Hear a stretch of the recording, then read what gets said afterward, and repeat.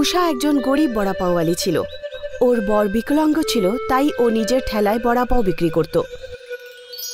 বড়া পাও, গরম গরম বড়া পাও। অনেক কম লোক ওর আওয়াজ শুনে ওর কাছে বড়া পাও খেতে আসত। উষার বড়া খুবই সুস্বাদু ছিল। ও প্রায় সময় চিন্তিত হয়েই বাড়ি ফিরত। কি হলো, আজকেও কি সেরকম কিছু বিক্রি হয়নি উষা? জানি না কি হচ্ছে গো, আজকাল বড়া পাও খেতেই আসে না। মা, আজকাল তো সবাই ম্যাগি, ফ্র্যাঙ্কি, বার্গার, পিৎজা এইসবই তো খাচ্ছে।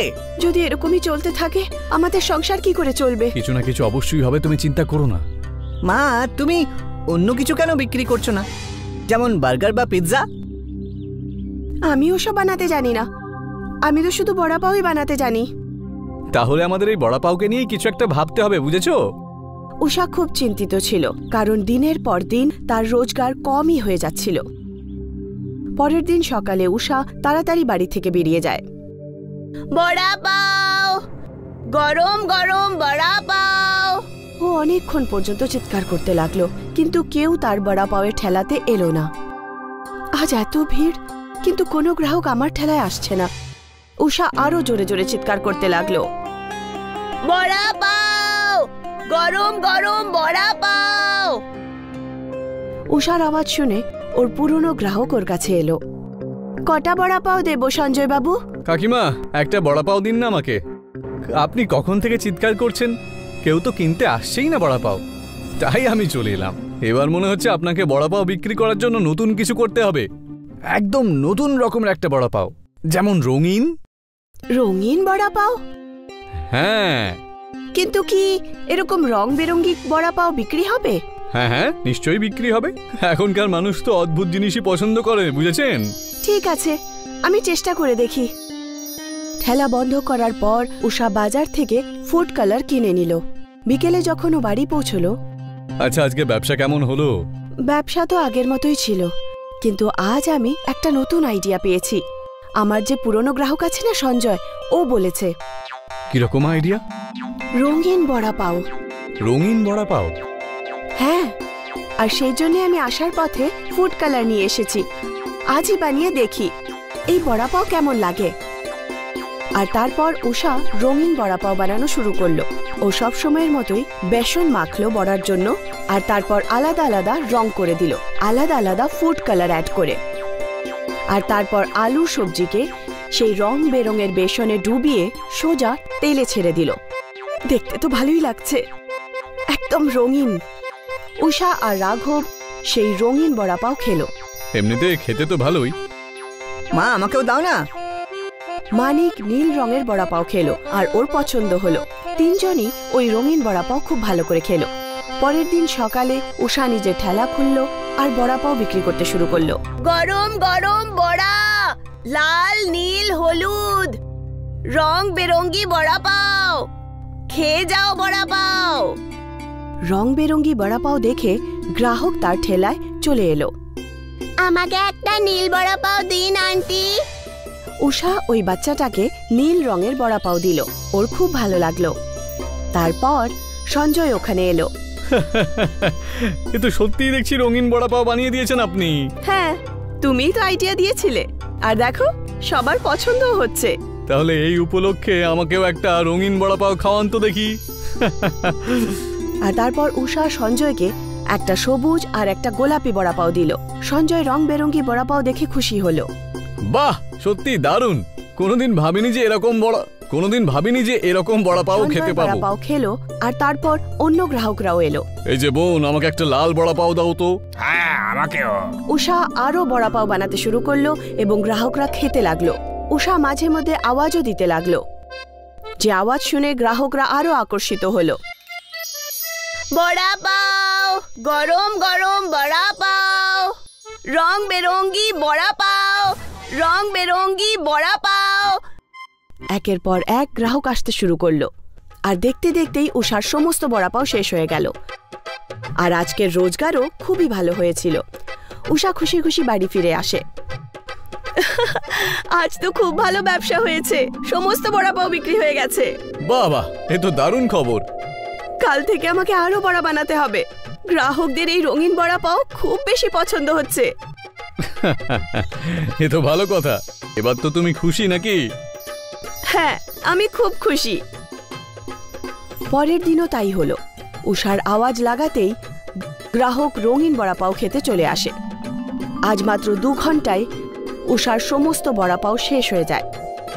রঙিন বড়াপাও ফেমাস হয়ে যায়, আর সেই সঙ্গেই উষার ব্যবসা এবং রোজগার দুটোই বেড়ে যায়। এখন ওর পরিবার খুবই সন্তুষ্ট ছিল। ও বড় হাসপাতালে রাঘবের চিকিৎসা শুরু করে দেয়। এখন ও ঠেলার বদলে একটা বড়াপাওয়ের হোটেলও খুলে ফেলল। রোজ উষার হোটেলে গ্রাহকের ভিড় লেগে যেত। তার পাশেই একটা ডোসার সেন্টার ছিল, যার গ্রাহকরা উষার রঙিন বড়াপাও খেতে ওর দোকানেই চলে আসতো। কে জানে এই রঙিন বড়াপাও দিয়ে লোকেদের ওপরে ও কি জাদু করে দিয়েছে। আমার সমস্ত গ্রাহক চলে গেছে। এর একটা বিহিত আমাকে করতেই হবে। সেদিন যখন উষার ধ্যান ছিল না, তখন মোহন উষার লাল বেসনে লঙ্কার গুঁড়ো মিশিয়ে দেয়। এবারে দেখি গ্রাহকেরা রঙিন বড়াপাও কেমন করে খায়। আর তারপর মোহন নিজের দোকানে ফিরে আসে। উষা এই ব্যাপারে কিছুই জানতো না। ও সবসময়ের মতো বড়া বানানো শুরু করে দিল আর নিজের গ্রাহকদের দিল। বাহ দিদি বাহ, এ তো একদম অন্যরকম, বেশ ঝাল লাল, সত্যি দারুণ লাগলো খেতে, দারুণ। এটা শুনে উষা নিজের বড়া টেস্ট করলো। ও বুঝতে পেরে গেল যে লাল রঙের লঙ্কার গুঁড়ো মিশে আছে। নিশ্চয়ই এর মধ্যে কেউ লঙ্কার গুঁড়ো মিশিয়ে দিয়েছে। কিন্তু আমার ভাগ্য ভালো যে গ্রাহকরা এটা পছন্দ করেছে। রং বেরঙ্গি বড়া পাও, ঝাল লাল বড়া পাও। আর তারপর উষার দোকানের বাইরে আরো ভিড় জমা হলো। সবাই খেতে চাইলো সেই লাল ঝাল বড়া পাও। আরে এটা আমি কি করে দিলাম মোহন? হায় হায় হায়, আমার কপালটাই দেখছি খুব খারাপ। উষার ঝাল লাল বড়া পাও সবাই পছন্দ করছে, এটা দেখে মোহন খুব রেগে গেল। উষার ভালো সময় চলছিল, তাই তার খারাপ চাওয়া সত্ত্বেও তার সঙ্গে ভালোই হলো। কমলাপুরের নামের একটা গ্রাম ছিল, যেখানে লক্ষণ তার মেয়ে রিমার সাথে থাকত। রিমার ছোটবেলাতেই ওর মা মারা যাওয়ার কারণে লক্ষণ রিমার খেয়াল রাখার জন্য দ্বিতীয় বিয়ে করে। লক্ষণ খুব খুশি ছিল। ও ভেবেছিল রিমা আবার মায়ের ভালোবাসা পাবে, কিন্তু সবকিছু এর বিপরীতই হলো। শিল্পা রিমাকে দিয়ে সব ঘরের কাজ করাতো, বাসন কাপড়, এমনকি নিজের হাত পাও টেপাতো। সারা দিন নিজের সেবা করাতো। সব কাজ রিমাকে দিয়েই করাতো। লক্ষণ এই বিষয়ে কোনো কিছুই জানতো না। এখনো অবধি শুয়ে আছিস? উঠে পড়, কত কিছু কাজ আছে। সারা দিন ঘরে বোঝার মতো পড়ে থাকিস, কাজ তো এতটুকুও করিস না। সকাল সকাল তুমি আমায় কিছু বলো না।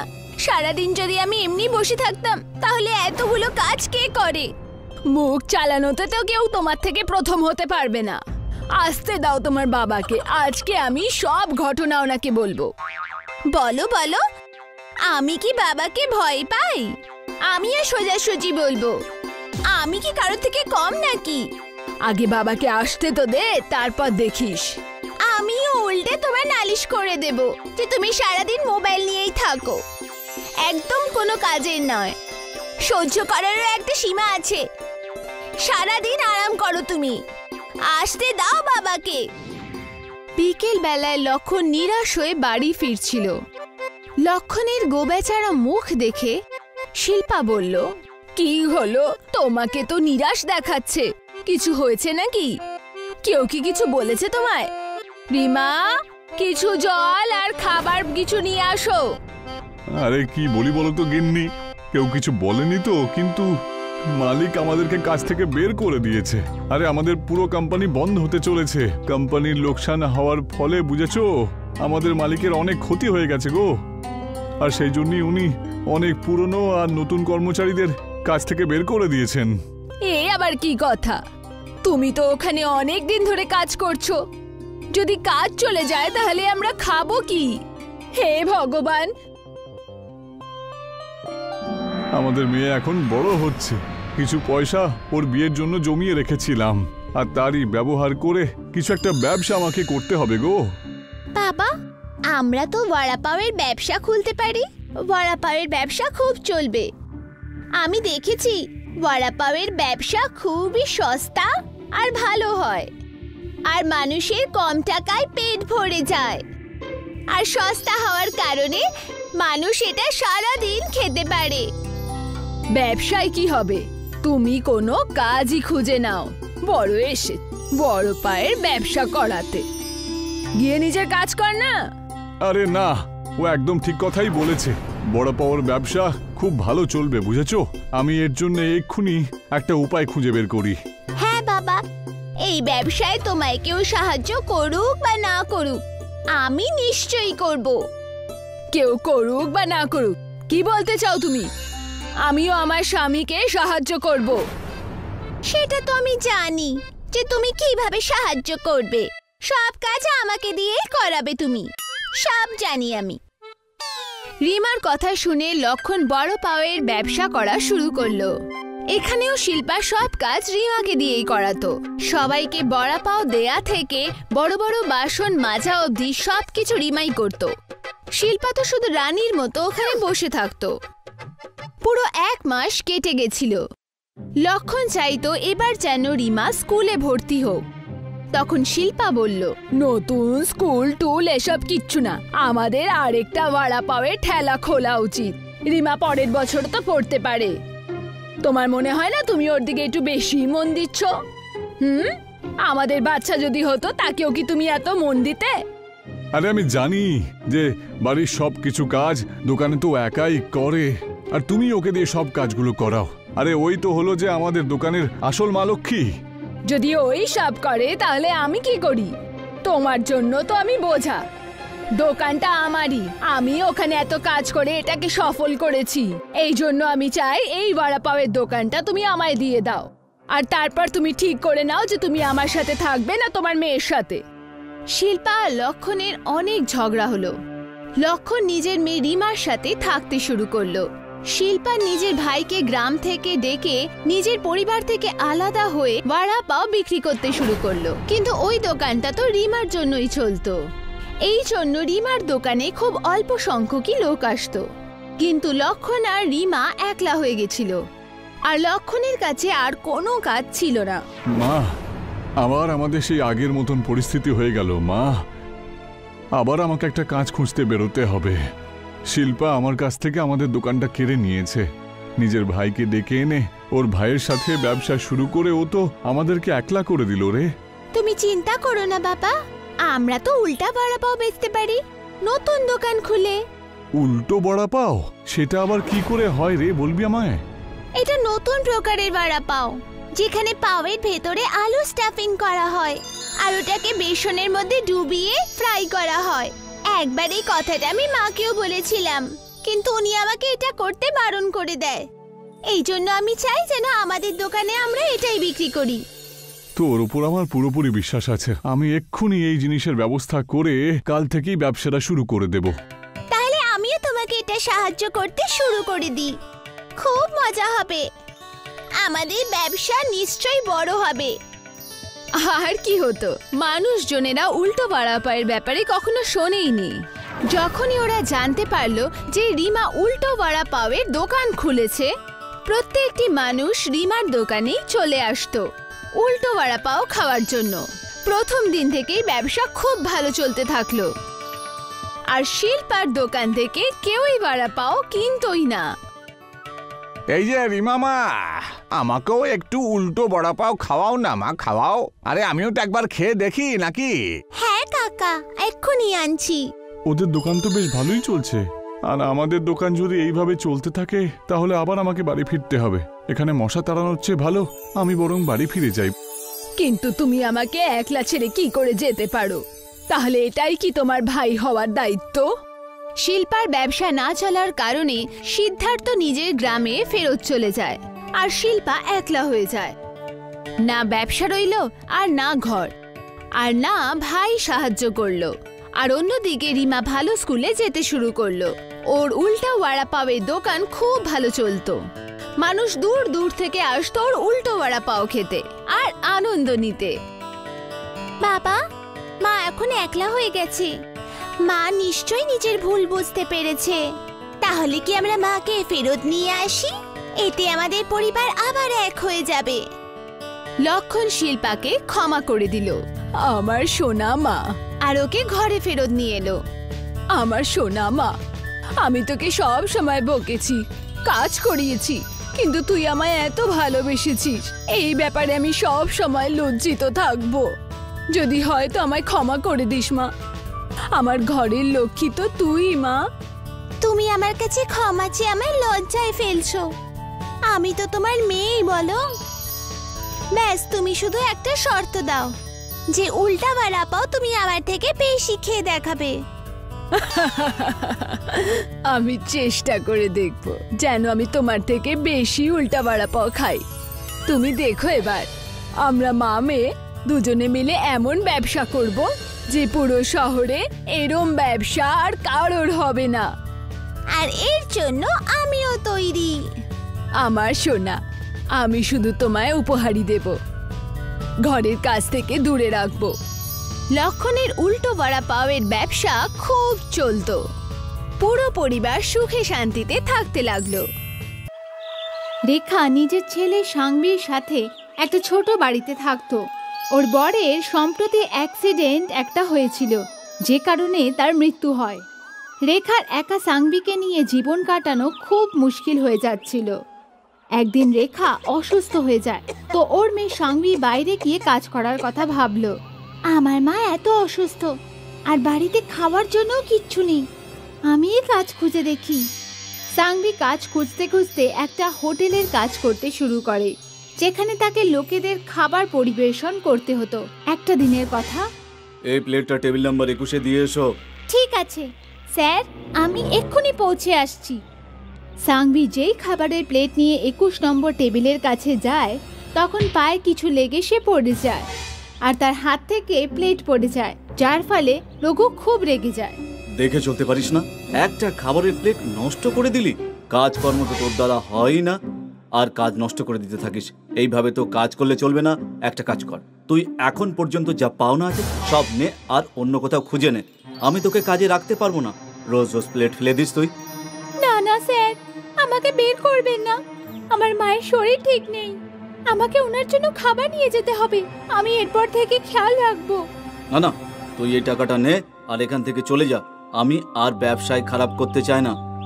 রঘু কিছু টাকা দেয় আর ধাক্কা মেরে ওকে বের করে দেয়। সাংবি কাঁদতে কাঁদতে সেখান থেকে বেরিয়ে যায়। এত কষ্ট করে তো মায়ের ওষুধ কেনার জন্য একটা কাজ পেয়েছিলাম, সেটাও হাত থেকে চলে গেল। এবার আমি মায়ের ওষুধ কোথা থেকে আনবো, আর সংসারই বা কিভাবে চালাবো? রোদ তো খুবই প্রখর, এখন করব তো কি করব, কিচ্ছু বুঝতে পারছি না। এটা ভাবতে ভাবতেই ও যাচ্ছিল। রাস্তায় তার সাথে এক ভিখারির দেখা হয়, যার পায়ে একটু চোট লেগেছিল, কিন্তু খুঁড়িয়ে হাঁটছিল, আর সাংবিকে দেখে তাকে দাঁড় করায়। মামানি দাঁড়াও। বলো দাদু, আমি তোমায় কি সাহায্য করতে পারি? আমি তো নিজেই চিন্তায় রয়েছি। মামানি, আমার কিচ্ছু চাই না, শুধু আমার পায়ে খুব চোট লেগেছে, যার চিকিৎসার জন্য আমি দৌড়াচ্ছি। আমার কাছে টাকা নেই, যদি কিছু টাকা থাকে সেটাই আমায় এনে দাও। আমার কাছে অন্য কিছু তো আর নেই দাদু, এই কিছু টাকা আছে, আমি বাড়ির খাবারের জন্য নিয়ে এসেছিলাম। কিন্তু কোনো ব্যাপার না, আপনার এটা বেশি দরকার। দেখুন না কত রক্ত বেরোচ্ছে, এই নিন টাকা, আর নিজের চোট ভালো করে চিকিৎসা করিয়ে দিন। সাংবি রঘুকে দিয়ে পাওয়া সব টাকা ভিখারিকে দিয়ে দেয়, যার ফলে ওই ভিখারি খুব খুশি হয়, আর উনি সাংবিকে খুব আশীর্বাদ করেন। তুমি আমার নিজের সব টাকা দিয়ে দিলে, যেটা তুমি খাবারের জন্য নিয়ে যাচ্ছিলে। খুব ভালো মেয়ে তুমি।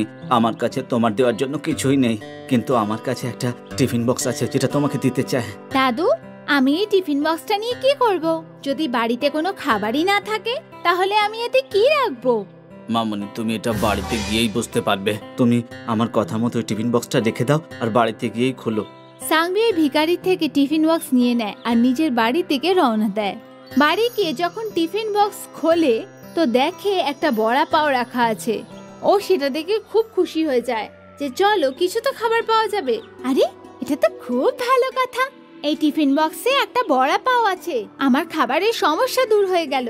একটা বড়া পাও আছে যখন, তাহলে এটা থেকে অর্ধেক আমি আমার মায়ের জন্য আর অর্ধেক আমি নিজের জন্য রেখে দিচ্ছি। সাংবি ওই টিফিন বক্সটা আবার খোলে, তার মধ্যে আরেকটা বড়া পাও পাওয়া যায়।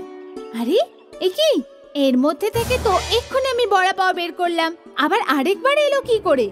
হয়তো টিফিন বক্সে দুটো বড়া পাও ছিল, যেটা আমি খেয়ালই করিনি। সাংভি কিছুক্ষণ পর ওই টিফিন বক্সটা আবার খুলে দিল। সেই টিফিন বক্সে আবার বড়া পাও থাকে। সাংভি বড়া পাও দেখে অবাক হয়ে যায় আর নিজের মাকে সব কথা বলে। মা দেখো, আমি যতবার এই টিফিন বক্সটা খুলছি আমি একটা করে বড়া পাও পাচ্ছি, সেটা কি করে হচ্ছে? আরে সত্যি সাংভি, এই বড়া পাও তো জাদুর মতন মনে হচ্ছে, যেটা যত খরচা করবে সেটা ততটাই বেড়ে যাবে। সাংভি আর রেখা খুব খুশি হয় আর প্রাণ ভরে বড়া পাও খায়। সাংভি, আমরা খুব ভালো একটা জিনিস পেয়েছি, এই বড়া পাও কোনোদিনও শেষ হবে না। যদি এই বড়া পাওগুলো বিক্রি করতে শুরু করে দিই, যার থেকে আমাদের বাকি খরচাও মিটে যাবে। হ্যাঁ মা, তুমি ঠিকই বলেছ। এতগুলো বড়া পাও নিয়ে আমরা কি করব? কেমন হয় আমরা যদি এগুলো অন্যদের মধ্যে দিয়ে দিই? এখন রেখা আর সাংভি ওই জাদুর বড়া পাও নিয়ে গরিব লোকেদের সাহায্য করে আর তারা বড়া পাওয়ের দোকান চালাতে শুরু করে দিল। তার থেকে রোজগার করা টাকা দিয়ে তারা নিজের সংসারও চালিয়ে নিত আর অন্যদের সাহায্যও করত। দেখেছো সাংভি, আমাদের সময় আবার বদলে গেছে। এই বড়া পাও দিয়ে তো আমাদের লাভই লাভ হচ্ছে। আজ আমাদের কাছে বড় বড় বাড়ি আছে, গাড়ি আছে, আমরা কত বড় বাড়িতে থাকি আর আমাদের কোনো দুঃখ নেই। তখনই একজন লোক সেখানে দৌড়ে দৌড়ে আসে। তো সাংভি তাকে জিজ্ঞাসা করে, এত জোরে দৌড়াচ্ছ কেন, কি হয়েছে? আরে গ্রামের কাছে যে বাঁধ ছিল সেটা ভাঙতে চলেছে, গোটা গ্রাম খালি করার নির্দেশ এসেছে। যদি বাঁধ ভেঙে যায় তাহলে গোটা গ্রাম ওই বাঁধের মধ্যে ঢুকে যাবে, বুঝতে পেরেছো? পালাও, সবাই পালাও। সাংভি, তুমিও নিজের প্রাণ বাঁচিয়ে পালাও। আরে এ তো সত্যি খুব সমস্যার ব্যাপার, গ্রাম বিপদে আছে। চলো সাংভি, আমরা পাশের গ্রামে চলে যাই। না মা, তুমি দাঁড়াও, ওই বাঁধকে এই বড়া পাও ঠিক করতে পারে। আমার এর ওপর সম্পূর্ণ আস্থা আছে। এটা যখন আমাদের সব সমস্যা দূর করেছে, তখন এই সমস্যাটারও সমাধান করতে পারবে। সাংভি ওই বড়া পাওটা বাঁধের কাছে নিয়ে যায় আর সেটাকে বলে, জাদু বড়া পাও, তুমি সব সময় আমাদের সাহায্য করেছো, এবার এই গ্রামে তোমার সাহায্যের প্রয়োজন। তুমি এই বাঁধকে ভাঙতে দিও না, যা খুশি করো, এই জলের গতি যেন এই গ্রামের দিকে না যায়। যাও বড়া পাও। বড়া পাও উঠতে উঠতে সেই বাঁধের দিকে যায় আর নিজের আকার বড় করে নেয়, যার জন্য বাঁধ ভাঙতে ভাঙতে বেঁচে যায় আর জলের গতি গ্রামের দিকে না গিয়ে সেখানেই আটকে যায়। এইসব গ্রামের লোকেরা যেই দেখে তো তারা সবাই সাংভিকে ধন্যবাদ জানিয়ে তাকে শুভেচ্ছা জানায়। সাংভি, তুমি সত্যি খুব ভালো কাজ করেছো, তুমি গ্রামকে বয়ে যাওয়ার হাত থেকে বাঁচিয়েছো। আমরা সবাই তোর জন্য গর্বিত। সব গ্রামবাসীরা সাংভির জন্য খুশি হয়ে হাততালি দেয়। এখন সাংভি আর রেখা ওই জাদুর বড়া পাওয়ের সাহায্যে সবাইকে সাহায্য করে নিজের জীবন অতিবাহিত করে। রেখা নিজের ছেলে সাংভির সাথে একটা ছোট বাড়িতে থাকতো। ওর বরের সম্প্রতি অ্যাক্সিডেন্ট একটা হয়েছিল, যে কারণে তার মৃত্যু হয়। রেখার একা সাংভিকে নিয়ে জীবন কাটানো খুব মুশকিল হয়ে যাচ্ছিল। একদিন রেখা অসুস্থ হয়ে যায়, তো ওর মেয়ে সাংভি বাইরে গিয়ে কাজ করার কথা ভাবলো। আমার মা এত অসুস্থ আর বাড়িতে খাওয়ার জন্য কিচ্ছু নেই, আমি কাজ খুঁজে দেখি। সাংভি কাজ খুঁজতে খুঁজতে একটা হোটেলের কাজ করতে শুরু করে, যেখানে তাকে লোকেদের খাবার পরিবেশন করতে হতো। একটা দিনের কথা, এই প্লেটটা টেবিল নাম্বার 21-এ দিয়ে এসো। ঠিক আছে স্যার, আমি এক্ষুনি পৌঁছে আসছি।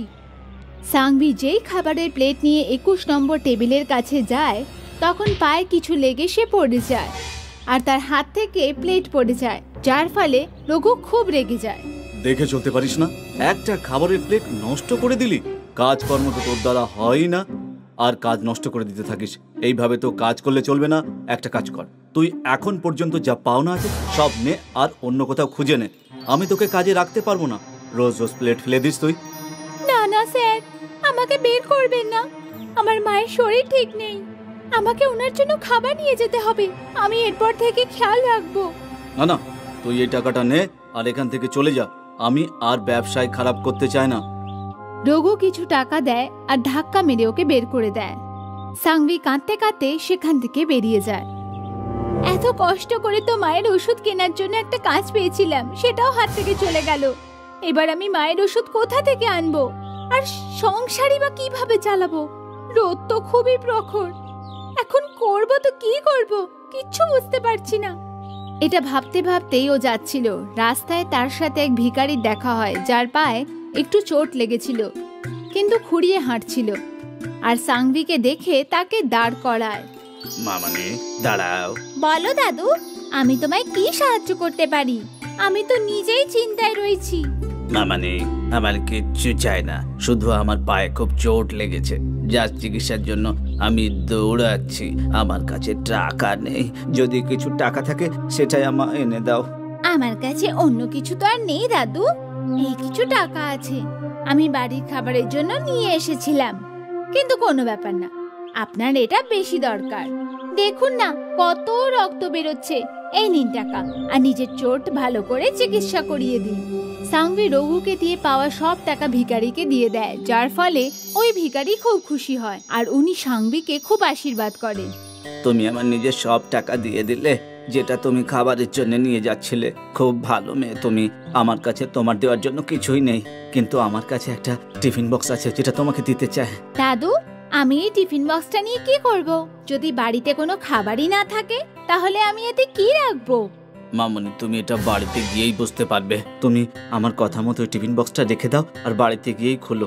সাংভি ওই ভিখারির থেকে টিফিন বক্স নিয়ে নেয় আর নিজের বাড়ি থেকে রওনা দেয়। বাড়ি গিয়ে যখন টিফিন বক্স খোলে তো দেখে একটা বড়া পাও রাখা আছে। ও সেটা দেখে খুব খুশি হয়ে যায় যে চলো কিছু তো খাবার পাওয়া যাবে। আরে এটা তো খুব ভালো কথা, এই টিফিন বক্সে একটা বড়া পাও আছে, আমার খাবারের সমস্যা দূর হয়ে গেল। একটা বড়া পাও আছে যখন, তাহলে এটা থেকে অর্ধেক আমি আমার মায়ের জন্য আর অর্ধেক আমি নিজের জন্য রেখে দিচ্ছি। সাংভি ওই টিফিন বক্সটা আবার খোলে, তার মধ্যে আরেকটা বড়া পাও পাওয়া যায়। আরে এ কি, এর মধ্যে থেকে তো এক্ষুনি আমি বড়া পাও বের করলাম, আবার আরেকবার এলো কি করে? হয়তো টিফিন বক্সে দুটো বড়া পাও ছিল, যেটা আমি খেয়ালই করিনি। সাংভি কিছুক্ষণ পর ওই টিফিন বক্সটা আবার খুলে দিল। সেই টিফিন বক্সে আবার বড়া পাও থাকে। সাংভি বড়া পাও দেখে অবাক হয়ে যায় আর নিজের মাকে সব কথা বলে। মা দেখো, আমি যতবার এই টিফিন বক্সটা খুলছি আমি একটা করে বড়া পাও পাচ্ছি, সেটা কি করে হচ্ছে?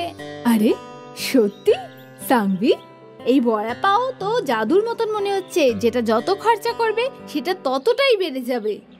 সাংভি আর রেখা খুব খুশি হয় আর প্রাণ ভরে বড়া পাও খায়। সাংভি, আমরা খুব ভালো একটা জিনিস পেয়েছি, এই বড়া পাও কোনোদিনও শেষ হবে না। যদি এই বড়া পাওগুলো বিক্রি করতে শুরু করে দিই, যার থেকে আমাদের বাকি খরচাও মিটে যাবে। হ্যাঁ মা, তুমি ঠিকই বলেছো। এতগুলো বড়া পাও নিয়ে আমরা কি করব? কেমন হয় আমরা যদি এগুলো অন্যদের মধ্যে দিয়ে দিই?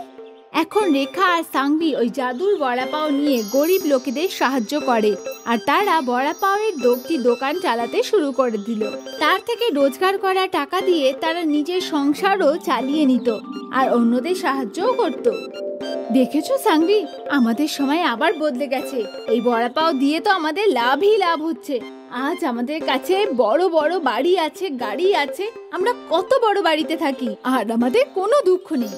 তখনই একজন লোক সেখানে দৌড়ে দৌড়ে আসে। তো সাংভি তাকে জিজ্ঞাসা করে, এত জোরে দৌড়াচ্ছ কেন, কি হয়েছে? আরে গ্রামের কাছে যে বাঁধ ছিল সেটা ভাঙতে চলেছে, গোটা গ্রাম খালি করার নির্দেশ এসেছে।